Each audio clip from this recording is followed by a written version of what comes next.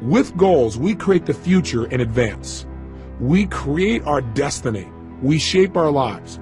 Hey, we all have goals, whether we know it or not. The problem is some people have really lousy goals. And whatever your goals are, they're affecting you. Maybe your goals are to get through this day. Maybe the goals are how to pay the lousy bills.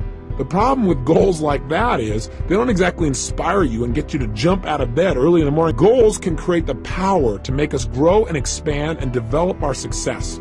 But we've got to have something out there that's compelling enough to draw us forth. Done properly and specifically, they transform our lives. The magic that you've heard about and dreamed about is real, and it starts with a simplistic process of taking these generalized impulses of desire and starting to define them with more precision. This is the power of goal setting, and we don't understand totally how it works. There's something beyond just what we understand of writing something down. Something happens. You become a creator when you write down goals and you get clear as to absolutely why you'll make them happen. We've got to make sure that you not only set goals, but you get absolutely clear why you want them. Purpose is stronger than outcome. What do I mean? Well, I think that the purpose of goals is not so you get things. The purpose of any goal, the real reason to set goals, is what they will make of you as a person. Hey, look, at the end of your life, all the things that you accumulate are not going to make you happy. At the end of your life, all you're going to have is who you've become as a person. The moments you've created in your life that you'll never forget.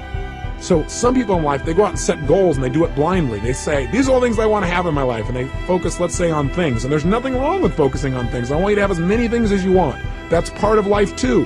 That's part of the manifestation process of creating results.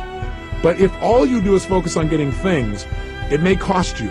Some people in their desire to get things have given up their own integrity of who they want to be, of what they want to create in their life. And you got to be careful of that. You got to make sure when you set a goal, you know why you're doing it. Becoming the kind of person who's able to manifest total abundance financially and physically for themselves and the people around them, that's rather exciting. Having the freedom that you think the money will give you, or having the ability to give, or having the ability to do things that you think that money will give you, or having more time, that'll motivate you a lot more than just the money. Something ought to be said about that.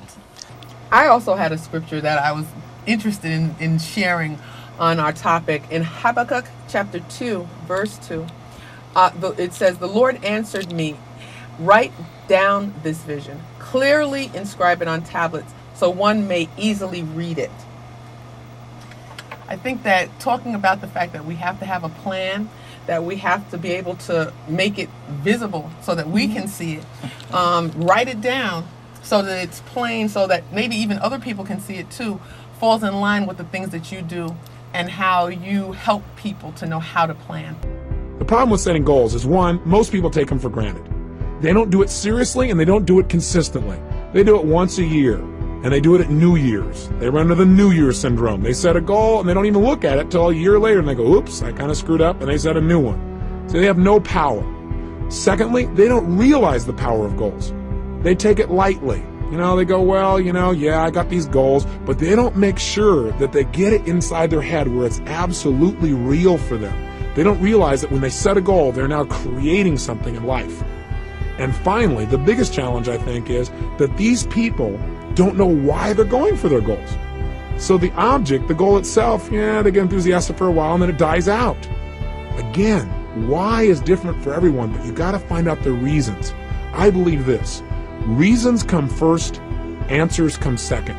If you get a big enough reasons to do something, to accomplish something, you can figure out how to do it. Let's help folk who are at that obstacle point. Mm-hmm. They started out, they set a goal, and maybe the goal was a long-term goal. Mm-hmm. Because I know that you know this. There's the short-term goal, there's the stuff that we do short-term, and then there's the long-term stuff that we want. Where do I want to be in 5 years? Mm-hmm. What is my long-term goal in terms of my career? How do we help those people who are trying to set goals? Mm-hmm. When setting a goal, what do we need to look at? Well, you need to look at a few things. Number one, you need to look at making it specific. So again, not having that wish of, I want to lose weight. I want to lose weight is great, or I want to be more healthy. That's very generic. It has to be very specific. I want to eliminate preservatives from my diet is very specific. Or reduce the amount of fat or fatty foods that I eat, or gluten, or whatever it is. You know, that's very specific, and you can track it, you can measure it. So that's one aspect of it. So it should be specific, it should be measurable, it should be something that's action oriented, that you can tell you're either doing it or you're not doing it. So I'm either eating every 2 hours, or I'm not eating every 2 hours, or I'm working out once a week, you know, or I'm, you know, whatever the goal is. It should also be realistic. So for people that have weight loss and health and fitness goals, because that's the most common thing that people set as a goal for the new year, so we'll start with that. It really should start, like for me, to be quite honest, I haven't been in a gym in 2 years. Maybe longer, actually. But that is on my list of priorities for the coming year. And we are going to start with a very specific action. My husband and I will be signing up for a specific membership at a gym that we like. Okay. I get excited about taking classes. I get excited about moving around, dancing, jumping around, sweating. So you're the Zumba lady. I am the Zumba lady, yes. I am definitely will be attending. The equipment could stand there and collect dust. That doesn't inspire me. I need to be in an outfit, sweating, and just dancing and having some really good music. So the step one is registering, right? Becoming a member at a place, or getting a personal trainer, or doing all of that. Then they say that you should really start with baby steps. So for me, with my lifestyle and my schedule, I'm not going to set a goal that I'm going to work out 3 times a week, because I know that's not realistic, and I'll get frustrated and disappointed very quickly. 1 day a week is probably all I can realistically commit to for a period of time. So maybe the first 3 months, it's 1 day a week. And it's going to take everything with my scheduling and the commitment of my family to allow that to happen. Once it becomes a pattern and a habit, and it takes 30 days to create a new habit. So that's a very important footnote. So if you do 1 day a week for 30 days, then you can increase it to 2 days if you can. Or you can just continue doing 1 day a week and be excited and proud of that. It's more than you were doing before. Now, I don't want you to feel bad, real negative about it, but just be honest with yourself. What are some of the areas of your life that are not enough? It's not good enough. It's not where you deserve it to be. It's not where you're committed to having it be. Take a look at yourself physically, emotionally, spiritually, intellectually, financially, in your relationships. So the question I want you to ask yourself is, what's not good in my life? What am I not satisfied with? And get inspired as you write it down, because whatever you write down, you're going to be able to change. Anything that I desire, that thought process has been given to me. And with the ability to have a goal, I believe instantly comes the ability to achieve it. That ability is built within us, or we wouldn't have the desire in the first place. So come from that place and watch what you can do to create a new reality of success in your life. That whatever we focus on consistently, that our thoughts are things that as you think, so you create, so you manifest. So part of goal setting is just by having that focus, and again, having a consistent focus. You can't just set goals one time and then never look at them again and really expect long-term results. Although, hey, that's better than not having any target at all. At least your subconscious mind knows the general direction to move in. But the power is doing it consistently, reviewing them. But point number one is, I really believe that if you focus on something, you'll experience it. You know, my mother always said, if you just keep walking in a direction, you're gonna reach a destination. No matter how long. It's like the tortoise and the hare. You know, the tortoise, he couldn't go as fast as the hare. The hare ended up there a lot quicker, but he got there. Right. And the goal is to get there. And that's a good point. If I can share a quick story to illustrate the example, there's a woman that I worked with who was probably in the workshop that you met me about 5 or 6 years ago. And she actually had a goal to secure a job for herself that was a very, very niche kind of market. So she's a teacher, and she had the flexibility to travel because she didn't have family and spouse and things like that. So her goal was to actually teach children actors who are on the road I always in their wanted performances. to do that. Okay, I'm sorry. That was So she had this. She wanted to move from a more traditional teaching role into something like this, a traveling tutor that's working with child actors who are on location basically. And so she had this goal. It was very specific, and there was a very small market for this type of teachers. She also had a lot of personal challenges going on in her life. Her father was ill, and she was the primary caretaker for her dad. And there were some other dynamics there. So she set the goal of trying to secure this position, but when we sat down, chair to chair, we had a heart-to-heart talk.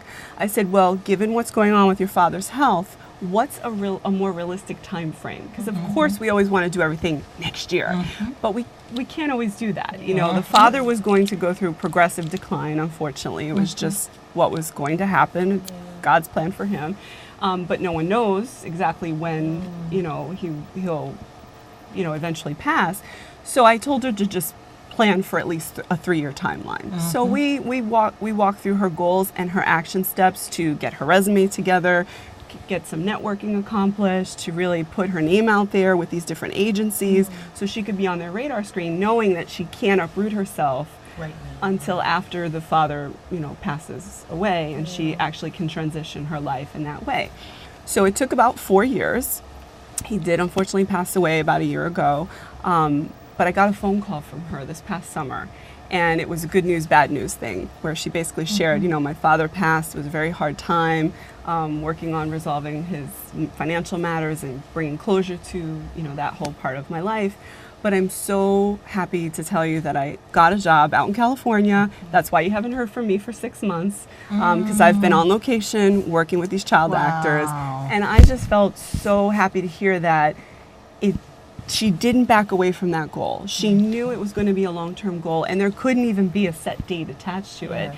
It's just, but she took the steps, and she did the appropriate prerequisite things to position herself to get that job when the timing was right and it was within God's plan. Secondly, when you set a goal, there's an interesting dynamic that happens. And that is, when you set a goal, basically you're acknowledging to both your conscious and subconscious minds that where you are right now is not where you want to be, which is you begin to notice the distinctions between where you want to be and where you are. And as you feel that distinction, your brain becomes dissatisfied. And part of what motivates human action is a sense of dissatisfaction. I mean, hey, when you're totally comfortable and relaxed, feeling pleasure, you're not super motivated to do whatever it takes to make things happen, generally, as a generalization. However, when we get dissatisfied, that's when we got some real power. In fact, I tell most people in life, one of the biggest traps that most people fall into is called success. For a lot of people, success is a trap. Because what happens is when they get successful, oftentimes they tend to party. When they fail, they tend to ponder. And out of that pondering, sometimes they make some new distinctions. Dissatisfaction is a power that you want to take advantage of, not something for you to try and hide yourself out from. There is real power in finding some things you want to move away from, because look, pressure is what creates human behavior. Pressure and tension are primary drivers of our actions. I mean, think about it on a ridiculously simple level. What makes you want to eat? Is it not a certain level of pressure or tension? What is it that makes you want to eliminate during the day? Pressure or tension in your body that makes you want to get up and take that action? What makes you want to make love and be with somebody? There's a certain amount of pressure that creates that feeling. Learning to manage pressure and tension in your life is probably one of the basic fundamental lessons we all must master if we really want to have a balanced life where we really feel happy and successful. But learning to use pressure in goal setting is absolutely critical. With literally no pressure to go for it, we have no motivation. And so a certain amount of pressure is generated when you clearly define what it is you want and you see that you aren't there. It creates a gestalt where your brain says, hey, I want that. I'm not satisfied where I am. And you begin to have that drive. Don't hide out from it. Welcome it. Look at it every single day. Pressure isn't necessarily negative. It can be very positive, again, if you look at it as a tool for influencing yourself to take consistent action towards your success. You all know the metaphor, don't you? I mean, pressure is how diamonds are created. They're just rocks that got under intense pressure, and now they're turned into a gem. You need to use that same metaphor for yourself and use goals as a way of pressuring yourself. Use pressure to your advantage. So, like, in terms of that and what we were discussing before, now I know that you were a good support for her.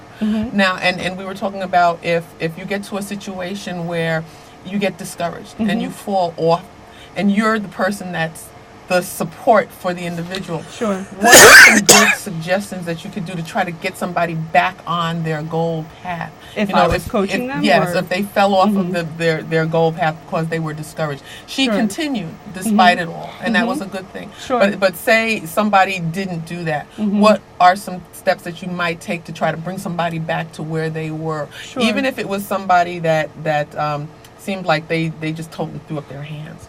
You know, they took their vision board down off the wall or whatever. Sure. You know? And it happens, you know, people Yeah. get discouraged and frustrated. I think that, well, first and foremost, the individual has to initiate and ask for help, because Okay. I think unless you're really close to that individual, if it was a best friend of mine, I would give them the pep talk and say, hey, come on, you know, don't lose sight of your goals. Let's talk, you know, what can you do? What can I do to help you? And offer support.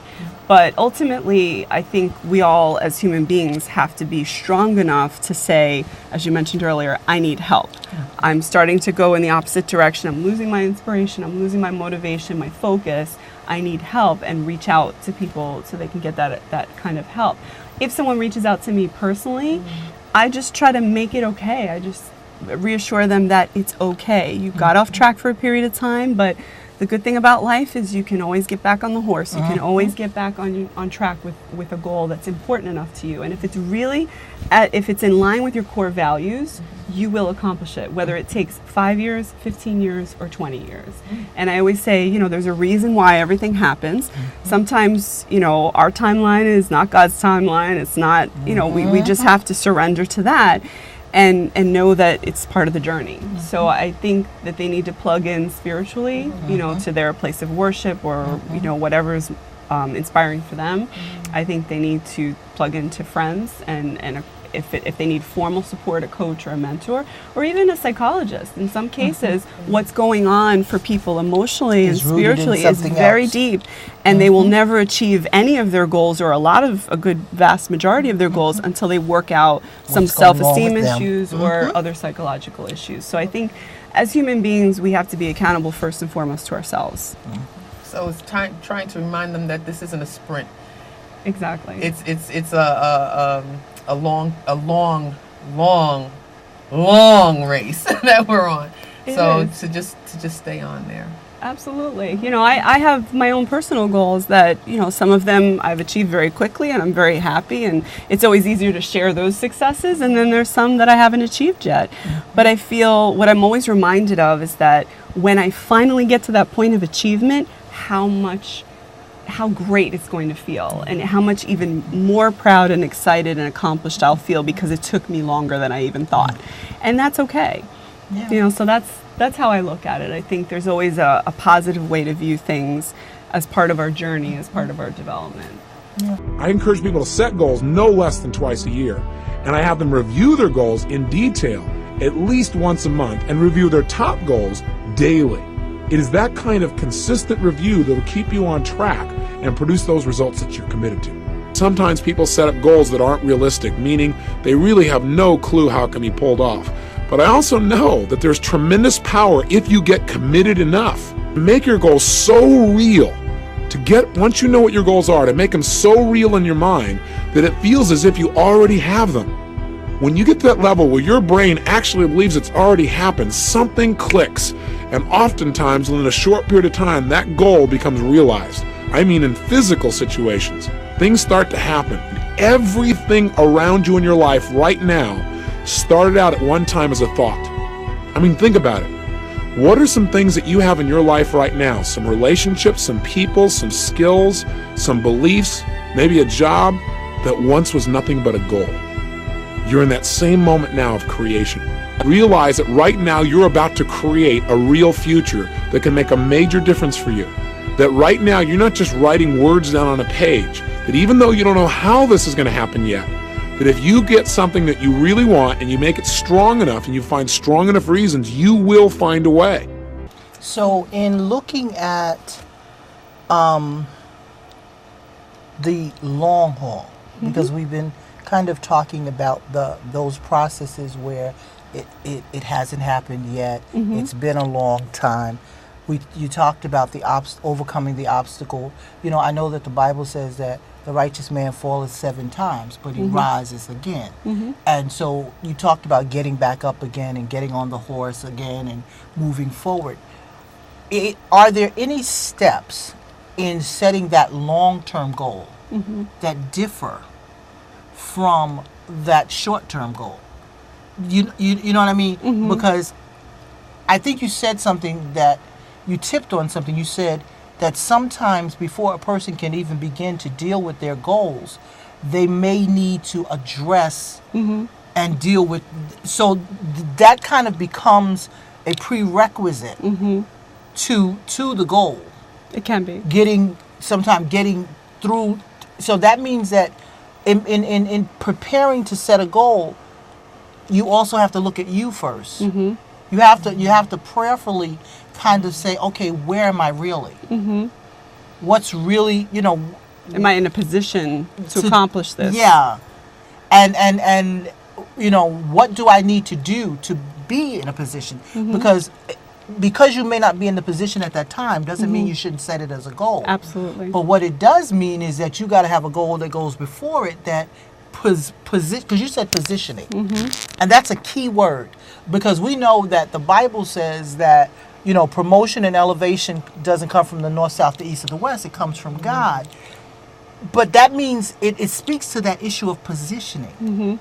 Because and we had a situation the other day that reminded me of this, because an opportunity, you can go through life and come upon an opportunity, but if you have not positioned yourself and prepared yourself for that opportunity, you will blow that opportunity because you're not ready. Yes.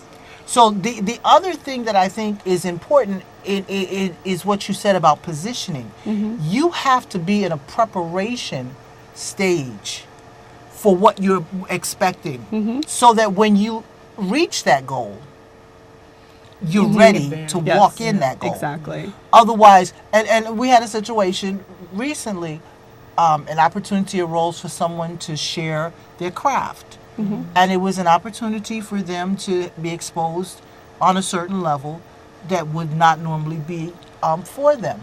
And this person has great vision, great creativity, and they are gifted craft-wise. But for some reason, because of where they are, they didn't understand that they needed to prepare themselves for opportunities like the one that opened to them. So they walked into this opportunity that was before them, and the opportunity was here in terms of its level, and they walked in there like this. And they ended up misrepresenting themselves and not presenting themselves in a way that would cause them to go forward within that opportunity, because they didn't prepare. They didn't position themselves where they needed to be to handle that. And what was so sad about it was I had just seen this person operate in another situation several days before. And if they had just done half of what they did several days before, they would have been perfect for this situation. But because they weren't prepared, they weren't positioned, they didn't read it right. Yes, I do understand. So I think there's a couple of things. You asked the question earlier in terms of working towards long-term goals. I think working towards long-term goals, you hit the nail on the head. You have to have short-term goals that align with that ultimate goal. So if you know that you want to open a business, which is a major goal, you need to have a certain amount of financing, you need to have a certain amount of training or education on how to run that type of business, and maybe even marketing skills or whatever. And if it's something different like finding a spouse or getting married and settling down, that's a different longer-term goal. What things are stopping you now? What issues do you have in relationships that repeat themselves over and over that you've never addressed? And go address it, and get the help that you need, the support that you need to tackle those issues head on. For me, and what I coach people and train people to do is that's why the vision board is so powerful, because every year or throughout the year, you can update the board. So when you accomplish something, you take the picture of that goal off. Like we went to Disney last year, had a great time. That was accomplished. It's a memory we'll keep forever, and that goal comes down, and it's now replaced with a different family goal of things we want to do together in the coming year.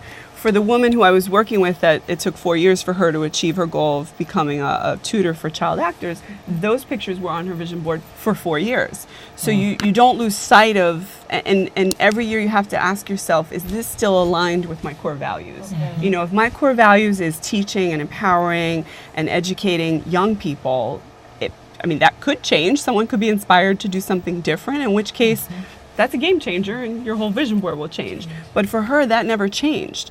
So keeping those pictures up, keeping that personal commitment to that goal is at the root of it. So it's the ongoing commitment and recommitment to that goal for the greater good of humanity, for the greater good of your own personal development, and then having short-term goals to help you get there, I think are the keys to success. Because if you're not inspired at the end of the day by your own goal, you won't ever achieve it.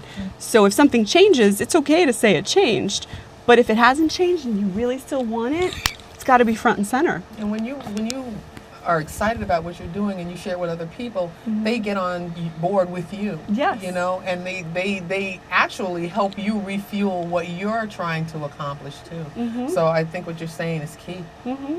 And the other thing is that you said, which I also think is key, you said if it means you may have to get some education or information around your goal. Often we don't want to go that extra step. Sometimes it's going and sitting in a goal setting workshop. Sometimes it's going to a time management, if you know time is your issue. Sure. Sometimes it's about going to a time management meeting and letting them show you how to better manage your time. Join us next time on Something Ought to Be Said About That as we continue our conversation on setting goals.